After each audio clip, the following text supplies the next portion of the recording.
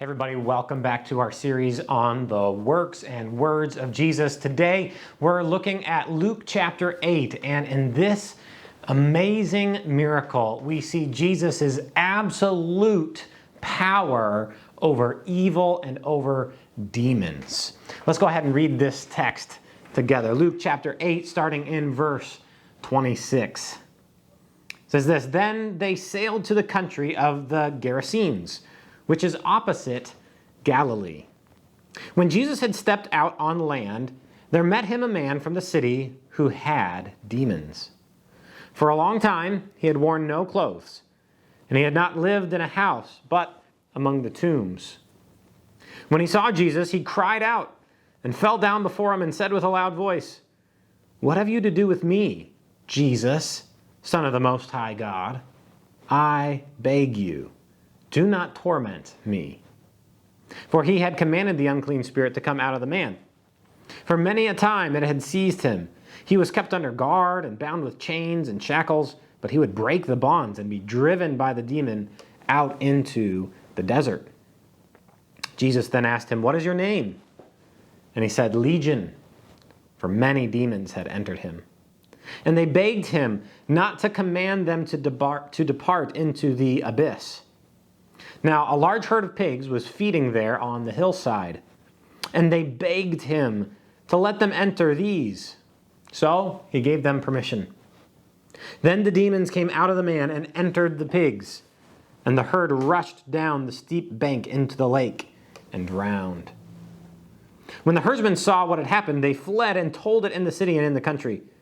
Then people went out to see what had happened. And they came to Jesus and found the man from whom the demons had gone, sitting at the feet of Jesus, clothed and in his right mind. And they were afraid. And those who had seen it told them how the demon-possessed man had been healed. Then all the people of the surrounding country of the Gerasenes asked him to depart them, for they were seized with great fear. So he got into the boat and returned. The man from whom the demons had gone begged that he might be with him. But Jesus sent him away, saying, 'Return to your home and declare how much God has done for you.'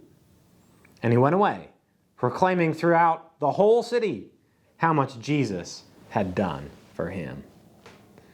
Well, in this amazing account, we see Jesus' absolute power, absolute authority over demons. And that's really what this is all about. This miracle is meant to teach us something about Jesus' power. It's meant to show us that when it comes to Jesus and demons, or Jesus and Satan, evil powers are no match for Christ. Let's watch how this all unfolds. Notice a couple things. Really, there's a lot here, but you can break it down into three parts. First, there's the setting and the characters. That's really here in the first couple verses. That's the first part of this. Then there's another part. This is really the miracle itself, and that we see in verses 28, and here's kind of part 2. And this goes down all the way until verse 33. That's the account of Jesus interacting with the demon-possessed man and what Jesus does. And then third, we can label this as maybe the third section here. We find the response. And often that's what's happening with these miracles. You see the miracle and then people respond. What are we to make of this? What are we to make of Jesus? And so there's a lot of text here, but you can break it down into those three sections: the setting and characters, the miracle, and the response. So let's talk about the setting, and let's talk about the miracles here. First, the setting. It says they sailed, so they're sailing across the Sea of Galilee to the country of the Gerasenes, which is opposite Galilee. So on the eastern side of the Sea of Galilee, there's the Decapolis, there's 10 cities, and this is the region of the Gerasenes, near one of those cities. That's the setting where we're at. Let's talk also about the characters. There's a couple of important characters here in this account. First, there's the most important character, Jesus. And then there's a man from the city. He's the one who is freed. Then also, there are the demons. There are the demons. Let's talk about the man from the city first. We see that he wears no clothes, and he doesn't live in a house. Instead, he lives among the tombs. This man lives a terrible existence. He is naked. He doesn't live in a house. He lives by himself, or at least he lives among the tombs, we should say. So this is a terrible existence for him. And then we read about another character here. These are the demons. We see a lot of the demons coming up here in verse 27. And then in verse 29, it's referred to as an unclean spirit. We read also here the demon drives him out in the desert. Several other places we read about the demons here in verse 30. Then in verse 33, the demons came out of the man. Then let's see, verse 35 talks about where the demons had gone. Verse 36, the demon-possessed man. And then verse 38, from whom the demons had gone. Okay, so there's do you get the point here? There's a lot about the demons, and they're an important character in the story because it's showing Jesus has power over them, so they come up a lot. There's also other characters. We see them here, especially in verse 34. There's the herdsmen, those watching the pigs, and then there's the people who went out to see. Okay, so that's our characters. Jesus, the man, the demons, the herdsmen, and all the people from the surrounding cities who come out to see. That's the setting. Those are the characters. Now let's look at how this all unfolds. Jesus lands, and as soon as he steps out onto the land, the man meets him. And verse 28, we see what happens here. Immediately, he sees Jesus. He cries out, he falls down. And then with a loud voice, he speaks. So he sees, he cries out, he falls down, he speaks. He says this, he says, I beg you, do not torment me. What have you to do with me, Jesus, Son of the Most High God? I beg you, do not torment me. This begging is a really important thing here, and we're going to notice this in just a moment, because the demons have a very interesting relationship with Jesus. The demons' relationship with Jesus is that they are begging Jesus for things. It's not like an equal one-on-one competition here where what's going to be the outcome. No. You have to get the right picture in your mind. The demons are begging Jesus. And you see this a couple times. I beg you, do not torment me. And then again here, let's see in verse 31, they begged him. So the demons, again, begging Jesus. And then here, verse 32, they begged him.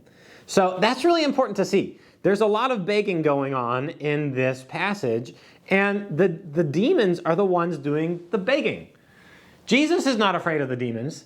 The demons are terrified of Jesus. They're terrified of Jesus. So notice, the demons here, verse 28, I beg you, do not torment me. And this is actually a response. The first thing that happens here is verse 29. The first thing that happens is that Jesus commands the unclean spirit to come out. He had commanded the unclean spirit to come out of the man, and their response is actually here in verse 28. Their response is, please, begging you, don't torment us. Jesus is a God with immense power. He's a God with immense power. Jesus wants a name. What is your name? Jesus asks. The response? Legion. For many demons had entered. What is a legion? Well, a legion was a group of Roman soldiers in the Roman army, and it's just numbering in the thousands of soldiers. And so the name here is legion because many demons are in the man. But this doesn't scare Jesus. This doesn't take Jesus aback, and Jesus is going, oh man, what am I going to do here? No. All we find is more begging. More begging. What do they want? The demons don't want Jesus to torment them, and they don't want to be sent into the abyss. Well, that tells us something. That shows us that the demons know that there is coming a time of final judgment. The demons know this, and they are terrified. Please, surely it's not the time now. They're begging for final judgment to be delayed. And so they have a plan. There is a large herd of pigs. And we find out in other gospel accounts that there's about 2,000 pigs. They're begging Jesus to be allowed to enter these. And then Jesus gives permission. So they have to get permission, by the way. This is a lot of pigs. And imagine, by the way, if you're one of Jesus' disciples in this moment. You've got to be feeling really uncomfortable. Pigs for Jews, you don't touch pigs. Tombs, you don't go around the tombs. And you don't want to touch dead things anyways. And then here's a demon-possessed man, and they're just surrounded by all of this. But you know what? If I'm a disciple and I'm thinking, why on earth did we come here, of all places? You know what Jesus does? He comes here for this guy. He travels across the Sea of Galilee because he wants to save this guy. It just reminds me of the verse where the Son of Man did not come, or the Son of Man came to seek and to save the lost. And that's amazing.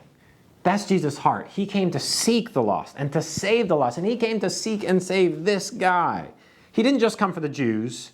He came even for this demonized man. So here's the demons. They're begging Jesus. Jesus gives them permission. And then here's what happens. The demons come out of the man. They enter the pigs. And the herd rush down the steep bank into the lake. And they are drowned. And so that's the result of this miracle. On that bank of the eastern side of the Sea of Galilee, there is a steep bank. And they rush down and they die. So that's the miracle. Now we come to the third part here. And this is the response. And this is always important to notice this. How do people interpret these events? So there's a couple of responses. First, the herdsmen, they're watching the pigs. They flee. They flee and they tell. This is the biggest thing they've ever seen in their lives. They flee and they tell. And then the people come out. The people come out to see what had happened. And they find this man. He had a reputation. All these people knew who this guy was. He couldn't stay in jail. He kept breaking out of the jail. The demons were terrorizing this man, and so he'd flee. And what's amazing is that they see the man, the demons are gone. He's sitting at the feet of Jesus. He's clothed. He's in his right mind. And notice their response. They were afraid. They were afraid. Another way it says it here is in verse 37. It says they were seized with great fear. Now, I just find that really interesting. Do you remember in the miracle where Jesus calms the storm? The disciples are about to die, but the thing that really terrifies them is that Jesus speaks and the storm stops. Now, that's really what terrifies the disciples, because who is this guy? You want to know what really terrifies the people? You want to know what really seizes the people with great fear? It's that Jesus there's something more powerful than the demons. That's really what terrifies them. And so they're seized with this fear, and so they ask Jesus to depart. And so he does. He gets into the boat and he returns. So the herdsmen run and they tell the people come. They're terrified at the power that Jesus has. They ask Jesus to leave, but there's another response.